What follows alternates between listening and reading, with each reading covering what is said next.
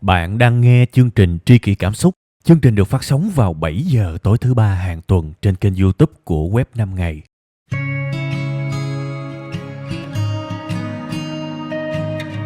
Rồi, xin mến chào tất cả quý vị và các bạn. Sau cái đoạn mà intro quen thuộc thì chúng ta lại cùng xôm tụ ở một cái góc nào đó trong tâm trí đơn giản và bình dân thôi. Mỗi sáng thứ hai ha, chúng ta gom lại với nhau, cùng bàn, cùng nói, cùng lắng nghe trong một cái chương trình của chúng ta, đó là chương trình Tri Kỷ Cảm Xúc. Và hy vọng cái không khí của tập mới, của tuần mới, của những sự tươi mới nào đó, có thể từ phía tôi, có thể từ phía các bạn, sẽ mang đến một cái nguồn năng lượng tích cực cho chúng ta trong cái tuần mới các bạn ha. Bây giờ thì chúng ta sẽ tới liền luôn với cái chủ đề chính của chúng ta ngày hôm nay các bạn nha. Chúng ta sẽ nói về một cái chủ đề rất là to lớn, một cái chủ đề mà có thể là trong cuộc sống của chúng ta ít nhất là chúng ta nghĩ tới nó ít nhất một lần ha. Đó là gì? Đó là về sự đổi đời. Sự đổi đời. Một cái chủ đề rất là to tát, mặc dù là nó thiết thực thiệt đó, nhưng lớn quá các bạn. Đây là một trong những cái chủ đề mà tôi cứ trì hoãn riết luôn. Tôi cứ làm rồi bỏ rồi làm. Tôi suy nghĩ về nó rất lâu. Và tôi có nói mém về nó trong một vài tập. Nhưng mà để gọi là trọn vẹn, hài lòng và mình thích một cái tập mà đầy đủ thì chưa. Đó là lý do mà tôi lúc nào cũng ủ mưu hết các bạn. Lúc nào tôi cũng canh me làm một cách hoàn chỉnh cái chủ đề đổi đời này. Và ngày hôm nay thì sau bao nhiêu bế tắc, sau bao nhiêu mà cái việc bí ý tưởng, làm mãi mà không hài lòng, thì tôi lại quay trở lại với cái việc cố thử một lần nữa. Kể cả khi mà tôi đang nói những cái dòng này á, thì tôi cũng không biết rõ là liệu tôi có hoàn thành cái bài này một cách trơn tru được hay không. Mặc dù là tôi có sự chuẩn bị, ý tứ cũng đầy đủ, mọi thứ cũng rõ ràng. Nhưng mà nói vậy chứ khó lắm các bạn. Đã từng có lúc mà tôi thu cái tập này và tôi nói giữa chừng tôi thấy hết biết nói cái gì nữa rồi. Cảm thấy là cảm xúc của mình nó cạn ơi là cạn, nó cạn về không luôn á. Tới mức mà cho dù có cố dùng sức để nói thì cũng không nói được. Và lúc đó buồn lắm các bạn. Nhưng thôi biết làm sao, mình đâu có thể up một cái bản nháp lên được đúng không? Mình phải up lên những thứ mà mình thích, mình yêu, mình nghe trước. Đó là những thứ mà tôi sẽ chỉ up lên ha. Thì thôi, tuần này thử lại lần nữa đi ha. Về cái chủ đề mà làm sao để đổi đời. Ngay cái tuần vừa rồi á, thì tôi có nói với các bạn là tôi có một cái sự khó khăn để mà nói với các bạn về những điều mà có thể các bạn chưa trải qua thì khó lắm. Và trong cái tập đó thì tôi nói kiểu vậy. Nếu mà để nói ra một cái chuyện mà nói phát bạn hiểu ngay thì chắc phải nói mấy cái chuyện giống như quét nhà. Tại vì đó là những thứ mà ai trong chúng ta cũng trải qua rồi, đúng không? Nên là bây giờ tôi nói quét nhà là các bạn hình dung ra ngay. Còn mà tôi nói đổi đời thì làm sao các bạn hình dung ra được nếu mà các bạn chưa thực sự đổi đời, đúng không? Nên cái khó lắm các bạn.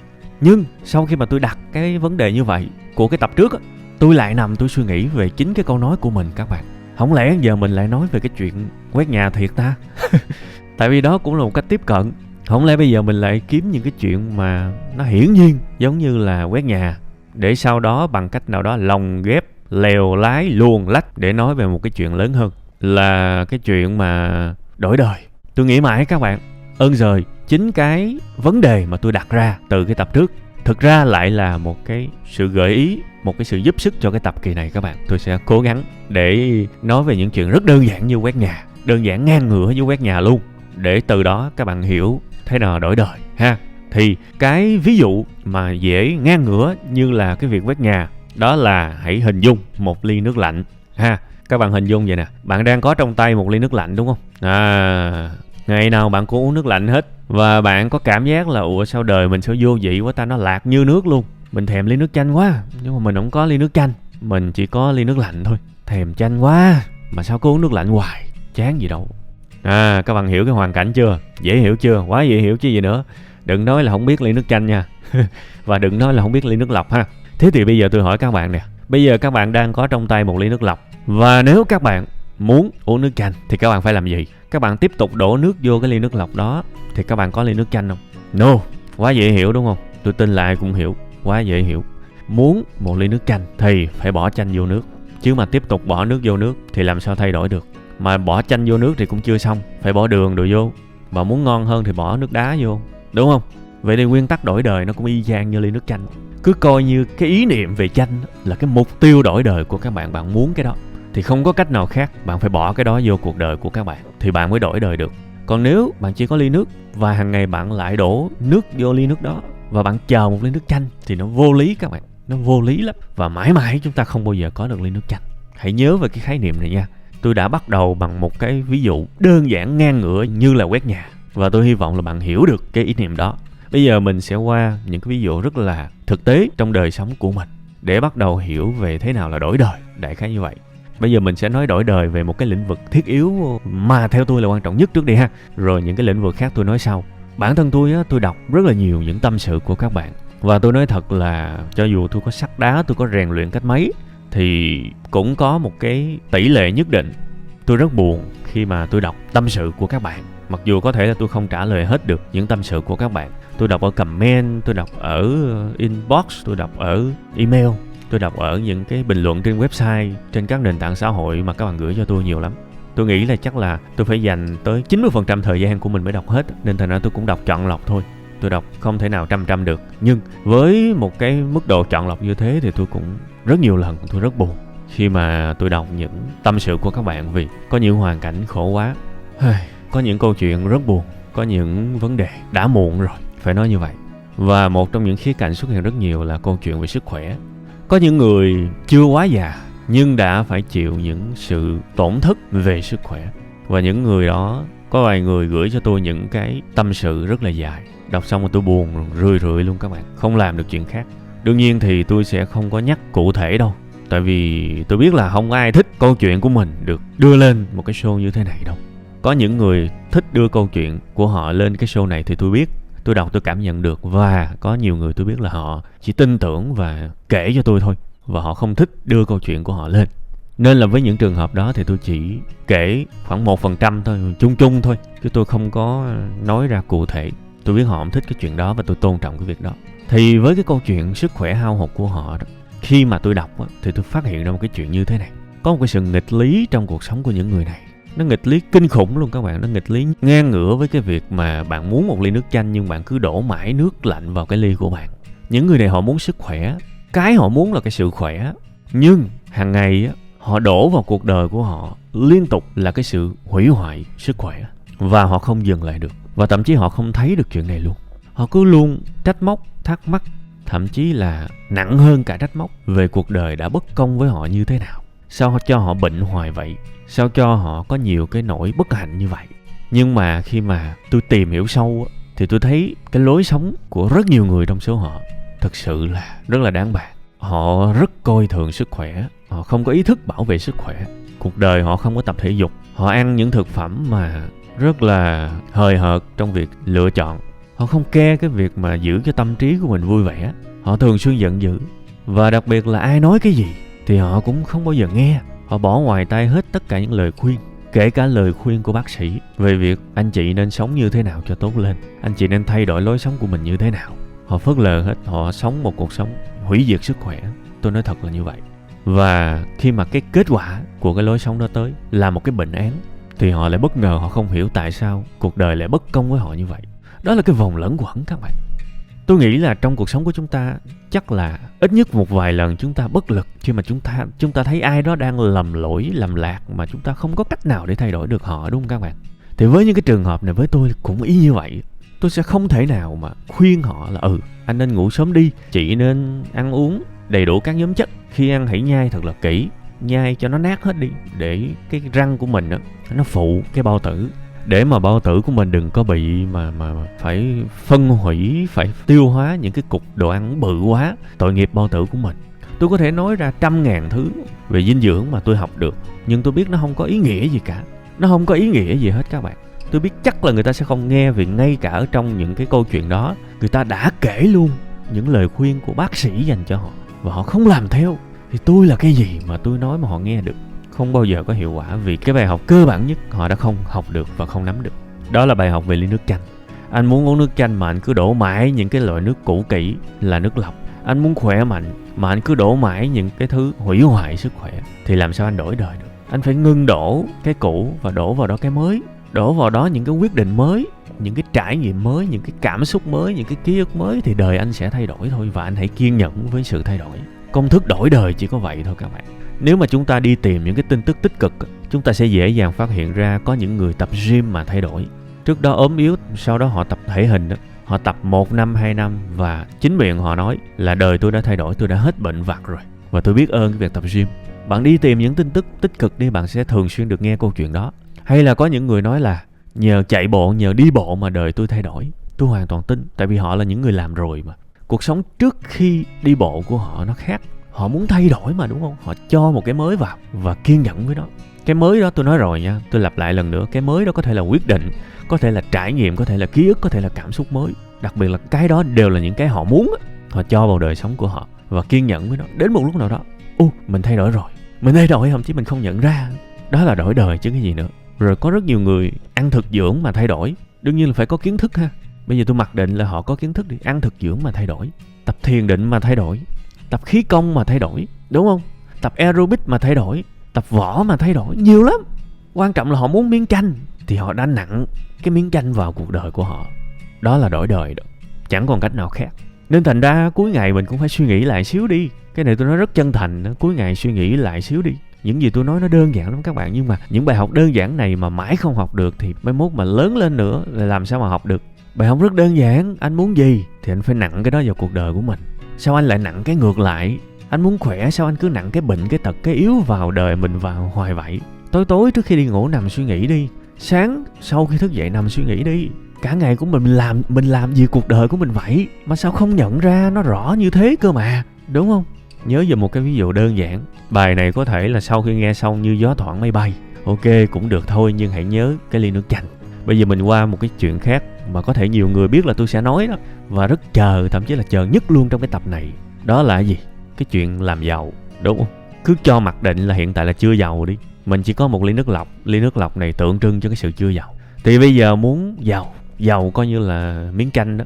Cái đích đến giống như một ly nước chanh đó. Bây giờ giữa ly nước lọc và ly nước chanh, giữa cái ly nước chưa giàu và cái ly nước giàu, thì bây giờ muốn có nó thì phải nhiễu những cái mới từ cái giàu vào chứ. Chứ mà cứ sống quanh quẩn những cái thói quen, những cái tư duy, những cái suy nghĩ, những cái hành động, những cái cảm xúc của người chưa giàu thì có khác nào đổ nước vào nước mà đòi một ly nước chanh đâu. Trời ơi, kỳ vậy mấy bạn, kỳ vậy. Phải khác chứ, phải cho cái gì đó mới, cho cái quyết định, hành động, trải nghiệm, ký ức, cảm xúc mới liên quan tới cái việc làm giàu vào cuộc sống của mình thì mình mới thay đổi được các bạn. Bây giờ tôi nói thiệt, nhiều người lười quá, cứ nghĩ là mình siêng nhưng thực ra rất lười. Lười thì có hai dạng, lười hành động và lười suy nghĩ. Lười suy nghĩ xảy ra rất nhiều ở những người chưa giàu. Nhưng mà thực ra như vậy còn may, tôi đã từng thấy những người vừa lười suy nghĩ mà vừa lười làm việc nữa. Và những người đó mong giàu lên thì tôi không hiểu giàu bằng cách nào. Tôi biết rất nhiều người bế tắc lên một cái là đi nhậu. Đó là thói quen của người nghèo. Bế tắc lên một cái là kiếm một cái gì đó khuây khỏa, karaoke hay chơi game. Tôi không nói quơ đũa cả nắm nha, nhưng tôi nói những người mà tôi biết gặp khó một cái là than thở và rồi phớt lờ đó. Những cái thói quen này nó làm các bạn nghèo muôn đời luôn á, chứ đừng nói là nghèo ngắn hạn. Bạn đang sống bằng những thói quen nghèo và bạn chờ đời bạn nó giàu lên. Giàu kiểu nào? Một trong những cái thói quen mà tôi tin là có thể giúp các bạn giàu được đó là cái nhìn của mình với những bế tắc. Ai mà giàu, và đặc biệt là giàu một cách tự lực nha, tự đứng trên đôi chân của mình, thì những người đó là những người cảm thấy là bình thường với những cái thử thách. Người ta giàu là vì người ta vượt qua thử thách, mà gặp khó người ta nghĩ mãi về nó. Sống chết cũng phải kiếm cái cách để giải quyết. Và có thể là một tuần, có thể là một tháng, thậm chí là nhiều tháng họ nghĩ ra cách giải quyết và họ nâng lên một cái tầm cao mới. Một cái câu chuyện mà tôi kể các bạn tới nhàm luôn, nhưng mà tôi thề luôn tôi sẽ không bao giờ ngưng kể đâu, tại vì nó quá dễ hiểu, nó quá cần thiết mà ngu vậy không kể. Đó là câu chuyện những người kinh doanh mở lên bán phát ế, nghĩ cái ế đó, cái không bán được đó là một thử thách đó. Và khi mà bạn muốn kinh doanh để bạn làm giàu, bạn gặp cái ế mà bạn nghĩ, thì thực ra cái ước muốn của bạn là một ly nước chanh, nhưng hành vi của bạn lại là một ly nước lạnh. Bạn muốn giàu nhưng bạn sống y như một người nghèo, gặp khó là bỏ, gặp khó là nản. Thì làm sao bạn thay đổi được? Làm sao bạn đổi đời được? Bạn phải nặng cái thói quen của mấy thằng giàu vô chứ. Lì lên. Ế thì đã sao? Ế thì suy nghĩ cách khác, kiếm một cách tiếp cận khác. Học mãi cũng ra. Tại sao người ta bán được, bạn bán không được? Lúc này bắt đầu những câu chuyện thêu về thằng đó nó chơi ăn gian, thằng đó nó quen, thằng đó nó ABC xuất hiện. Lại thêm một thói quen của người nghèo nữa, đó là thêu dệt ra những câu chuyện không có căn cứ, thêu dệt nên những câu chuyện mà mình không có bằng chứng. Và mình tin, vì tin những câu chuyện đó sướng lắm. Mọi cái lỗi đổ cho người khác. Thằng đó ăn gian, thậm chí trên những cái sàn thương mại, những cái môi trường của tư nhân giống như là shop tìm kiếm của Google, những cái thứ mà nó hoàn toàn mà minh bạch về cách để chiến thắng trò chơi đó, mà người ta cũng suy nghĩ, cũng theo dệt nên những cái chuyện mà tâm linh rất mệt. Đó là một thói quen của ly nước lạnh. Bạn cứ sống mãi với những cái đó thì sao bạn thay đổi được? Đụng khó cái bỏ chạy, rồi lúc nào cũng chờ ai đó tới giúp mình, lúc nào cũng chờ ai đó dắt mình đi. Cái thằng giàu nó không như vậy các bạn. Người giàu họ không như vậy, vì họ biết là ok, ai giúp mình thì hên, nhưng mà không ai giúp mình thì mình tự đi chứ chờ ai nữa. Muốn đổi đời thực ra rất đơn giản. Hãy làm những điều cơ bản mà một người giàu họ làm và kiên nhẫn theo đuổi nó thì hoa trái sẽ tới thôi. Tôi chưa từng thấy ai biết cố gắng mà thất bại. Tôi nói cái câu này rất nhiều nha. Tôi chưa từng thấy ai biết cố gắng mà thất bại. Và đương nhiên cái sự cố gắng của họ tôi nhìn thấy được nha. Còn họ nói gì với tôi thực ra tôi không care đâu. Họ cứ bảo là tôi cố gắng nhưng mà suốt ngày thấy chơi không à. Thì những lời bạn nói là thực ra bạn đang lừa dối cả tôi lẫn bạn. Đó lại là một cái thói quen của người nghèo. Nó có những cái hệ quả rất là nặng nề với cuộc sống của mình. Rất nhiều cái xấu nó ảnh hưởng tới chén cơm, tới thu nhập của các bạn, tôi nói thiệt.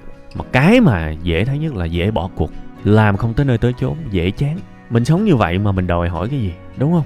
Không phải là tôi không hiểu những cái nỗi khổ mà các bạn trải qua đâu, vì tôi đã từng nằm trong cái đám đó mà. Sao mà tôi không hiểu được? Nhưng mà tôi đặt hết trái tim của mình vào những gì tôi nói bây giờ nè, để sẽ có một nhóm nào đó hiểu ra và thay đổi. Vì tôi nói hoàn toàn với một cái mục tiêu là mong ai đó có thể thay đổi được thông qua những cái bài học nền này, những bài học đơn giản này. Tôi chỉ mong như vậy thôi. Chứ thực ra tôi đâu có nhu cầu gọi là phỉ báng ai đâu. Tôi đâu có nhu cầu làm cho ai đó buồn bực đâu. Đâu có nhu cầu mình kích thích tự ái của ai đâu. Các bạn có như thế thì tôi cũng chả được cái gì cả. Tôi chỉ đang nói những sự thật. Vì tôi ở trong đó rồi tôi biết. Và tôi thoát ra rồi nên tôi cũng biết. Tôi ở hai vị trí luôn. Và tôi hiểu thế nào là đổi đời. Chăm chỉ trong hành động, chăm chỉ trong suy nghĩ, chắc chắn đổi đời. Chăm chỉ trong hành động là gì? Là làm đều đặn. Làm mỗi ngày mình đề ra cái gì mình làm cái đó. Chăm chỉ trong suy nghĩ là gì? Bế tắc là biết suy nghĩ tìm cách, biết đi tham khảo, biết động não, biết kiên nhẫn suy nghĩ về cái việc đó. 3 ngày, 5 ngày, 10 ngày, 20 ngày, 10 tháng, 20 tháng, thậm chí là như vậy. Đôi khi tôi rất là sợ khán giả nghe cái show của tôi á, và họ nghĩ rằng tôi làm tất cả những gì tôi nói với các bạn là dễ lắm á. Bạn làm to, khó vô cùng luôn các bạn. Nếu mà trong cái hành động đó bạn khóc thì tôi cũng khóc, bạn chán thì tôi cũng chán, bạn tuyệt vọng thì tôi cũng tuyệt vọng, chả khác gì nhau cả. Tôi kể lại cho các bạn đừng bao giờ lầm tưởng những gì tôi đạt được là dễ. No. Và cái nào dễ thì tôi sẽ nói là dễ, cái nào khó thì tôi luôn nói là khó. Hãy nghe lại những tập tri kỳ cảm xúc và tâm sự kinh doanh trước đây đi. Những thứ khó tôi luôn nói khó. Và các bạn đừng có nghĩ là tôi vượt qua được là vì tôi may mắn hay là tôi có tài năng hơn người. Trời ơi là trời. Không chừng tôi khóc nhiều hơn bạn, không chừng tôi tuyệt vọng nhiều hơn bạn, không chừng là tôi nghĩ quẩn nhiều hơn bạn. Tôi nói thiệt, chưa biết đâu. Nhưng mà mỗi một con người có những cái góc khuất, sống để bụng, chết mang theo. Nó quá buồn, mình không kể ra. Nhưng mà đâu phải mình không trải nghiệm những điều đó. Đừng có làm, đừng có nghĩ là cái gì với tôi cũng dễ. Tới bây giờ những thứ mới tôi học, tôi cố gắng, tôi nỗ lực vẫn khó muốn chết đi được. Nhưng tôi đã quen rồi. Có những thứ trong quá khứ rất khó tôi đã làm thử một lần và thấy được. Và tôi có lòng tin về cái việc ai cũng có thể vượt qua được cái ngưỡng. Quan trọng là có muốn hay không. Nếu cứ bám mãi vào những cái thói quen cũ của mình, những thứ gây ra cái sự khốn khổ của mình bây giờ, mà mình sống mãi với những cái đó, thì bạn vươn lên kiểu gì? Bạn trả lời đi, đúng không? Công thức đổi đời rất đơn giản, như một ly nước chanh thôi. Nặn miếng chanh vào ly nước, cho miếng đường vào ly nước là xong. Một cái gì đó mới mà mình muốn, và kiên trì theo đuổi nó. Kiên trì cả về thân và tâm. Tại vì bạn chỉ biết kiên trì vào cái mặt thân xác, mà bạn không biết suy nghĩ thì người ta lừa bạn hết. Mình phải kiên trì cả cái đầu nữa, biết tham khảo, biết suy nghĩ, không bao giờ bị ai lừa cả. Thiệt luôn. Nên thôi, may quá khi mà tôi nhìn thấy cái bảng đồng hồ là 30 phút và tôi cảm thấy mình đã nói được hết tất cả những cái gan ruột, những cái cảm xúc, những cái tình cảm của mình, thì tôi cũng thở phào nhẹ nhõm. Ok, cuối cùng hết thì mình cũng làm được cái tập này. Nói những thứ mà mình cảm thấy tương đối hài lòng thì thôi vậy cũng được rồi. Thôi, thời lượng chương trình cũng khá dài ha. Cảm ơn các bạn đã nghe cùng tôi. Tôi chỉ nói bằng tấm lòng của mình thôi. Tôi không có bất kỳ một cái mong cầu nào để làm các bạn khó chịu đâu. Nhưng mà đôi khi tôi chỉ muốn các bạn hiểu là tôi phải nói sự thật. Vì tôi có trải nghiệm trong câu chuyện này ở cả hai vế. Tôi phải nói sự thật. Ngày xưa tôi chỉ thèm có ai đó nói cho tôi biết chuyện đó thôi. Đâu ai nói đâu, tôi phải tự nghiệm ra. Và nó rất lâu các bạn. Đương nhiên đồng cảm là tốt, nhưng chúng ta không thể nào vuốt ve nhau mãi chỉ để chúng ta mắc kẹt trong những cái cũ kỹ đó. Nên hôm nay tôi nói rất thật. Có thể không thật với bạn nhưng thật với tôi. Nó thật lắm luôn các bạn. bao nhiêu nước mắt đã rớt vào đó để tạo ra cái thật đó. Thì thôi, tôi mong ai hiểu được thì hiểu, ai thấm được thì thấm. Ít nhất là các bạn đã biết được câu chuyện về ly nước chanh. Vậy thôi. Và cuối cùng hết, đời mình thành công hay thất bại thì tiên trách kỹ, hậu trách kỹ lần nữa. Ok ha. Rồi, bye bye các bạn. Bạn vừa nghe xong chương trình. Để xem các tập khác, xin vui lòng bấm vào biểu tượng danh sách phát đang hiện ở trên màn hình. Xin cảm ơn.